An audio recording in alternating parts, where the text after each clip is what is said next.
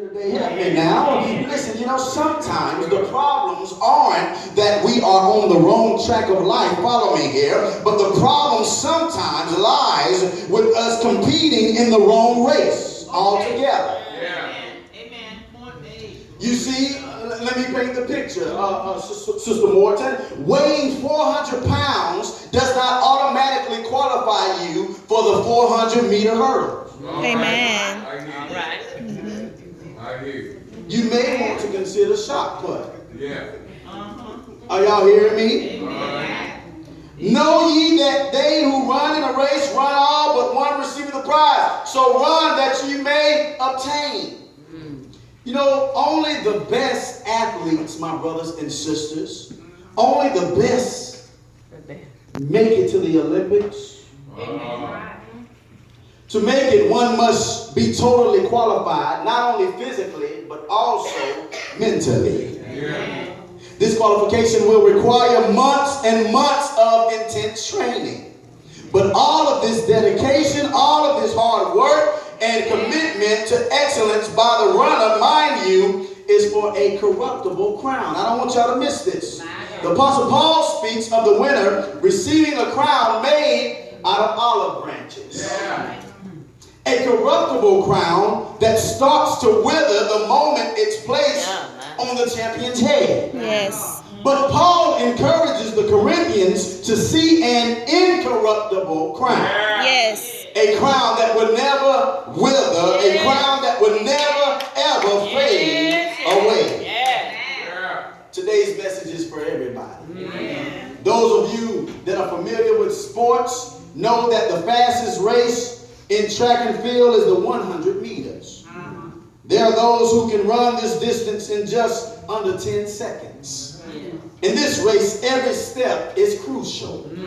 Every second is precious. One simple mistake, y'all follow me, can mean the difference between gold and silver. One itsy bitsy mistake can mean the difference between qualifying and being disqualified. That's why one of the first things taught before competing in this event is to never ever look to your right and never ever look to your left. Are y'all with me? I see some of you looking at me this afternoon and you're saying, Reverend Bryan, why is that? Well, I'm glad you asked, and I'm glad I know the answer. Listen, I'm going to tell you right here. Listen, you are taught to never look to your right and to never look to your left, because what it'll do is it'll slow you down. It's scientifically proven that if you start to gaze, come on somebody, you will be slowed down. You are taught to look forward and to keep your eyes fixed on the finish line. In other words, you're taught to keep your eyes on the prize. The example of the runner is a lesson that we can use in life today, which is when you are running in this race of life. Yeah. When you're running in the race of a life, I want to tell you, brothers and sisters, don't slow down. Looking to your right. Yes, Worrying about what somebody else is doing. yeah. Help me, Holy Ghost. Don't slow down, my brothers and sisters. Looking to your left. Listening to all of the gossip that's going around. Come on, somebody. But God wants us to know that we ought to keep our eyes on the prize. The Apostle Paul, as I hasten, gives us yet another lesson on running over in the Philippines. Yeah. Listen, Philippians, where he says, Brethren, I count not myself to have apprehended, but this one thing I do. Forgetting those things which are behind and reaching forward to those things which are before. He says, I press, y'all heard the scripture before, toward the mark for the prize of the high calling of God in Christ Jesus. Here Paul is telling us to forget the ground that we have covered in this race. He is saying, don't waste your time over the past. I'm talking to somebody. Don't waste your time looking to your right or looking to your left, worried about the circumstances, worried about the distractions that might come in your way. Paul is telling us not to get caught up in the moment. Yes. I'm reminded here of Peter the night when him and his disciples were caught in the storm at sea. Y'all know the story. You see, shortly before sunrise, on the night after Jesus had performed the miracle of the loaves and the fishes, listen, the disciples went out on the boat in the Sea of Galilee, and the Bible tells me that a storm arose. Do I have any Bible readers in here today? And Jesus, after he had finished praying, saw the disciples were in trouble, and he went out to them walking on water. And so, Brother Peter saw him and got up in a moment. He got caught up in the moment, and he said, Lord, if it be that, bid me to come unto thee on the water. And the Lord said, Peter, come on, Peter. He said, but one thing first, Peter, if you come, you're going to have to keep your eyes on me. I wish that would help me preach in here. And so the scripture tells us over in Matthew chapter 14 that Peter got out of the boat, walked on the water. But all of a sudden, Peter took his eyes off the prize. Peter took his eyes off of Jesus. I don't know, maybe he got caught up in the moment, or maybe he looked back at the disciples and said, nah, nanny, boo-boo, look what I can do. Can I preach like I feel it, y'all? He took his eyes off the prize. And he started to sink. Yes, he did. In other words, he got caught up in the circumstances. And he started to sink. The lesson learned from this story is that when you take your eyes off of Jesus, y'all don't hear me in here. I said when you take your eyes off of Jesus, the only place for you to go is down. The only thing you would do in life is sink. So don't be like Peter, caught up in the moment, caught up in your circumstances. But God wants us to know that we ought to run the race, and we ought to keep our eyes on the prize. Reminded of a story, as I hasten, that I'm quite sure that all of you are familiar with, the story of Betsy the mule. See, there was a farmer who had a mule named Betsy. Betsy worked hard for the farmer all the days of her life. Then one day the farmer went down Tupelo, Mississippi. And one big nickel slot, he went to the slot machines there and went out and bought himself one of those big John Deere tractors. And he didn't need old Betsy anymore. Y'all following me? The farmer decided that he didn't want her around anymore, but he wasn't man enough to shoot old Betsy in the head. Y'all know how they do, right? So he decided to dig a ditch. And he climbed up on his new tractor and pushed old Betsy in. As he started to shovel, filling the hole with dirt, he wasn't man enough to watch as he tried to bury poor Betsy alive. So what he did, Lady Bryan, he turned his back and proceeded to shovel, filling the hole with dirt. But old Betsy, I say old Betsy, down in that hole, looked up as the dirt came down on her head, and she just shook it off and stuck the dirt under her feet. Meanwhile, the farmer kept pitching the dirt, but old Betsy kept on looking up, shaking it off, and stumping the dirt under her feet. And when the farmer finished with the dirt, he turned around, and there was old Betsy staring at him, talking about bad. And so the point of the story is, when obstacles come in our lives, when friends forsake you and try to shovel the dirt of life over your head, when family members turn their backs on you, when brothers and sisters in the church refuse to help you, mothers, when your kids don't want to listen to your instructions, kids, just when it seems that nothing is going your way, and when it seems that your parents or any adult for that matter just won't listen to anything that you have to say, just remember to keep your eyes on the prize. Yeah, just remember to look up to Jesus and shake it off and stomp it under your feet. Listen here, as I come to a close, I'm reminded of some examples in the Old Testament with the Old Testament saints who kept their eyes on the prize. I'm reminded of the three Hebrew boys, Shadrach, Meshach, and Abednego, who was dumped into the fiery pit by Nebuchadnezzar because they refused to bow down and worship a golden image. Kids, let this be a lesson. Listen, that just because everybody else is doing something don't make it right for you to do it. I'm talking to somebody. My Bible tells me that anyone who defied the king's order was to be thrown into the furnace. But wait, the Bible says, it also says that before Shadrach, Meshach, and Abednego was sent to the furnace, they assured all Nebuchadnezzar that their God was able. Even if he did not deliver them from the furnace, they believed and they had faith enough to say that if he doesn't, I believe that he can. Yeah, some of y'all missing it. What I want to tell you that some of you are sick. The doctors have given up. The doctors don't understand. But I want you to get this in your spirit and get this in your psyche. That even if God does not heal you, how many believe that he can? Listen here.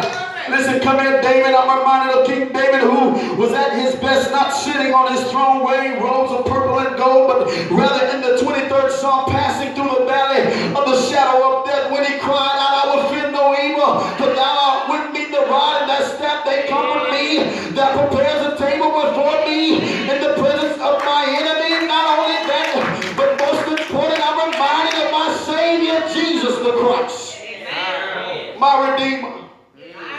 God's only begotten Son. Yeah, the second person of the Trinity, Mary's baby. Jesus, who prayed best while he hung, bled, and died on Calvary for you and for me. During this time of pain and suffering, he prayed not for himself, but for those responsible for his crucifixion. When he said, Father, forgive them, for they know not what they do. Jesus kept his eyes on the prize. Our Savior kept his eyes on his Father up in heaven. And church, I came to tell you today to run the race and keep your eyes on the prize. Don't get caught up in the moment when problems come in your life. Just look to Jesus. Don't run to another church, but run to Jesus. Don't look for any man to solve your problems, but look to Jesus.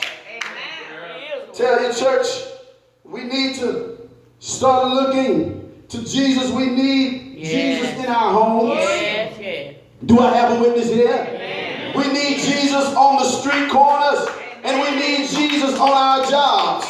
Matter of fact, we need Jesus in our children's schools. We need Jesus in our hearts to control and regulate our everyday life. We need to look to Jesus in our servitude. We need to look to Jesus in our solitude. We need to look to Jesus in our gratitude. Is there anybody in here that can agree that we need to keep our eyes on Jesus?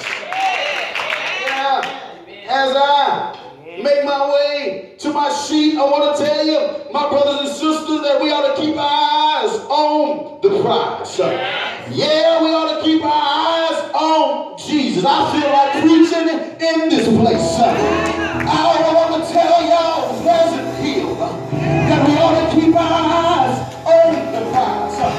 We ought to keep our eyes on the bridge over troubled waters. We ought to keep our eyes on Jesus prepared in the starry land. We ought to keep our eyes on Jesus, the one that is the way maker. We ought to keep our eyes on Jesus because he will make a way out of no way. Help me, Holy Ghost. We ought to keep our eyes focused on Jesus. We ought to keep our minds stayed on Jesus. He is the Redeemer. We ought to keep our eyes on the prize, the good shepherd. We ought to keep our eyes on the prize, the one who seeks to save the lost. Yes, amazing grace.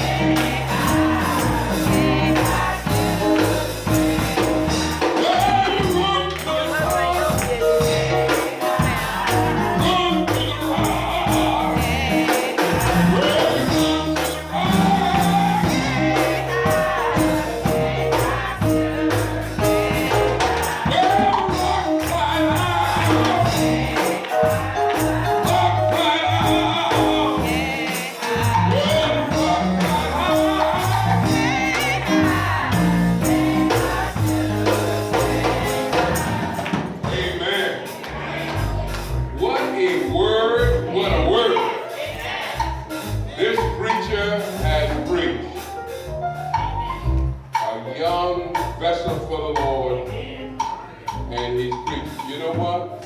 Growing up in the church pays off. He couldn't do it like that unless he came up and being submissive and what he's seen, what he's heard.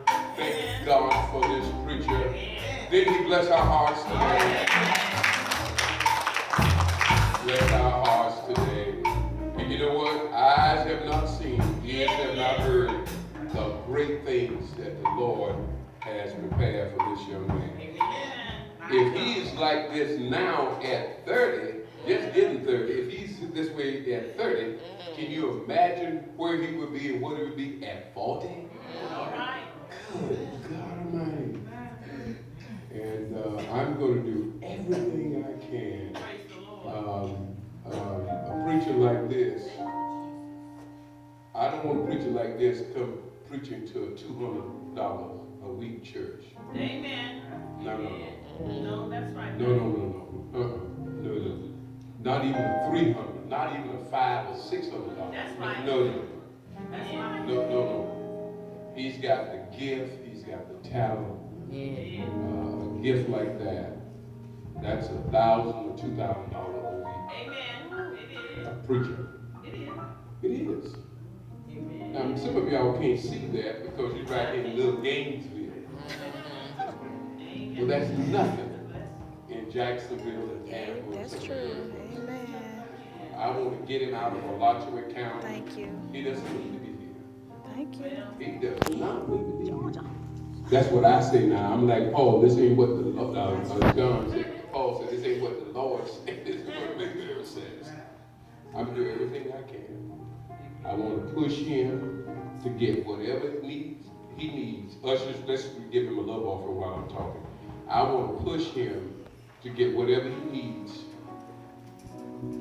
to get to that point, to get there.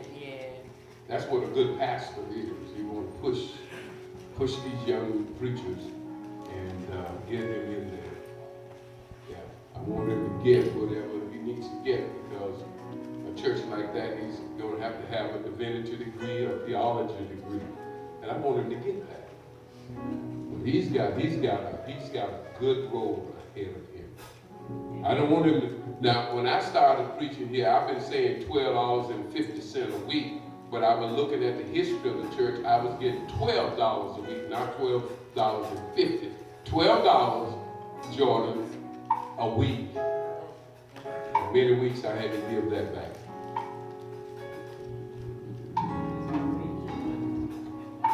Pastor Bryan and Sister Bryan, they have a great future ahead of them. A great future ahead of them. Amen. Great future. Okay, good. A great future. And it's my job to see that they walk into that and get them there, because I've been around long enough to help them. And that's been my joy. I've helped, I think, start about 3 or 5 churches out of this church. Amen. What a blessing. Amen. What a blessing. Yes. It's not about Mayberry Kingdom. And all 5 of those churches got Pleasant Hill members sitting up in them right there today. And I don't cry about it. I'm happy. I'm happy. Because whatever God got for you, it bless you. God, we thank you for this love offering.